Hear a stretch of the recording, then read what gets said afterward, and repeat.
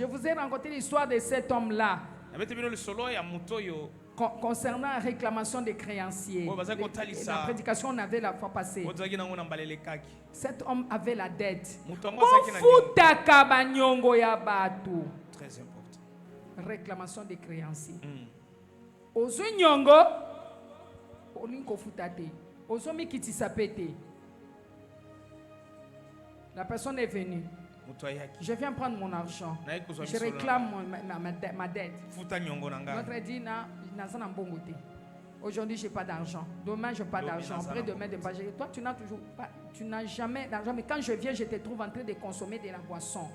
Aujourd'hui je ne sortirai pas de cet endroit tel que j'étais en train. Ça fait plus de 2 ans.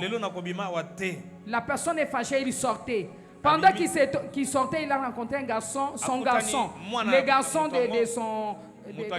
Les garçons de la personne qui avait la dette de 16 ans, entre 16 ans et 15 ans.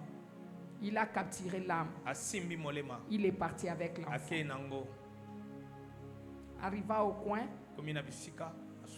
on les voit avec un porc et avec un fil. Maintenant, une maman qui avait 4, la maman dit, pourquoi faites-vous ça? Pourquoi est-ce que vous partez avec lui? Il dit, c'est pas votre affaire. Son père a ma dette. Je l'ai pris à cause de ma dette. Mais l'enfant est entré. Il était bien. L'homme est allé avec les porcs. Tu vois, on ne peut pas tuer quelqu'un lorsqu'il a l'image de Dieu. Il faut qu'on commence par transformer l'image de la personne. Comme c'est un tabac, ngoulou, même comme ça est nyama. Jamais image même chez les sorciers, lorsqu'ils veulent tuer quelqu'un, alléluia. Amen. Parce que l'homme en lui a un pouvoir, le pouvoir que Dieu avait mis en lui. Il a été créé à l'image de Dieu, à sa ressemblance.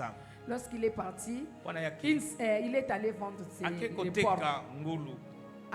Lorsqu'il a vendu les porcs, la personne qui avait acheté a décidé de couper pour vendre aux gens. Tout ce que vous achetez dans les marchés, tout ce que vous achetez, priez. Avant de manger, priez. Il y a plusieurs nourritures polluées. Beaucoup de poissons ne sont pas des poissons. Beaucoup de la viande ne sont pas de la viande des animaux. Maintenant, lorsqu'on a coupé, l'enfant a donné un cri d'abord d'une personne, après il a donné les cris des porcs. La personne qui tuait n'a pas fait attention. Or, l'enfant partait à l'école. L'enfant était parti à l'école. À son retour, il est en train de traverser. On l'a écrasé.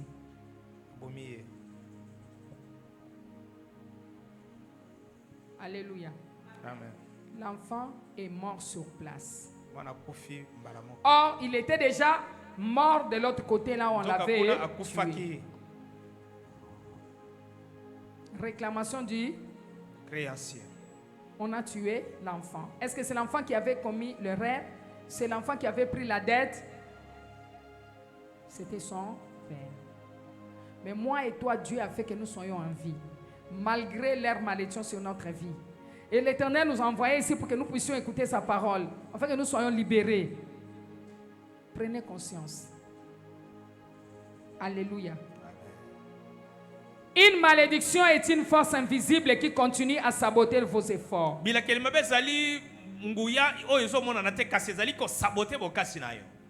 Une malédiction, c'est une voix maléfique qui dit que vous ne dépasserez pas ces niveaux. Une malédiction, c'est souffrir sous les portes de la rétrogradation et stagnation.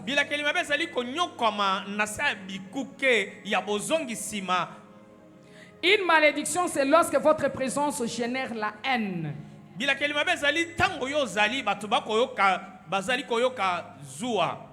La haine. La malédiction, c'est le prince qui est esclave et les serviteurs. Écoutez bien. La malédiction, c'est le prince qui est esclave. Tel que tu es là, tu n'es pas esclave.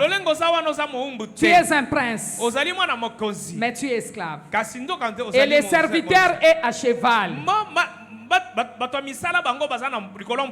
La malédiction s'est tombée dans l'échelle de votre vie. La malédiction neutralise les efforts humains. Une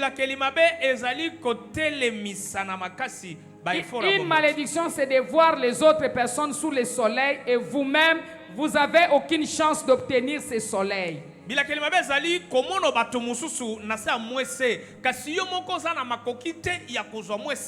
Nous voulons chuter.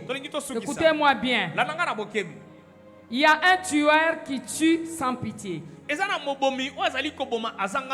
ce tueur s'appelle la malédiction. Or, Jésus est venu sauver toute humanité de ses problèmes. Et nous aider à briser nos malédictions.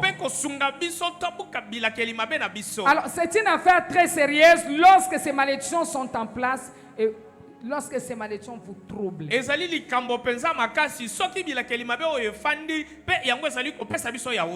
Nous venons de lire dans le livre de Galates 3:13 où la parole nous dit que Christ nous a racheté de la malédiction de la loi. Cela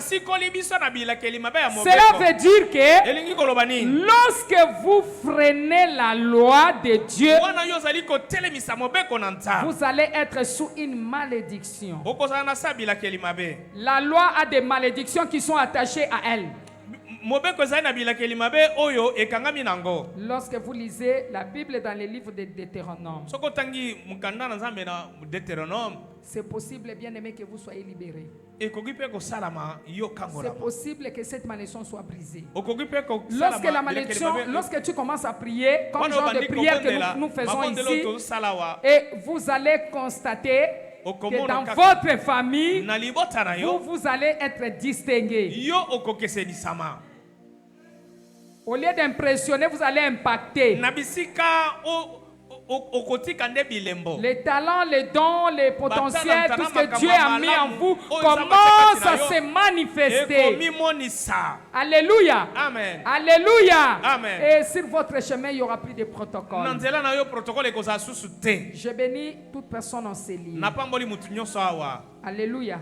S'il y avait une malédiction suspendue sur votre tête, à cause des prédications que vous avez écoutées ici, et à cause des prières que nous voulons faire maintenant, moi je crois que vous n'allez pas sortir de cet endroit tel que vous étiez entré. Peu importe la malédiction de la mort précoce, la malédiction des maladies incurables, malédiction des maladies héréditaires, même si cette malédiction venait de Dieu lui-même, la miséricorde de Dieu descendit en ces lieux.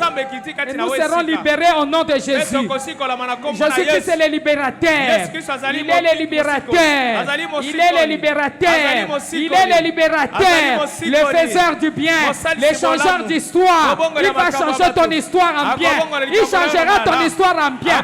Je m'adresse à une personne qui est ici. Que tu ne sortiras pas de cet endroit le même. Au nom de Jésus-Christ de Nazareth. Même si les gens t'ont rejeté, je déclare que par la puissance d'en haut, la puissance qui est au-dessus de toute autre puissance, cette malédiction doit quitter ta vie. Cette malédiction doit être brisée, car le pouvoir du péché est parti.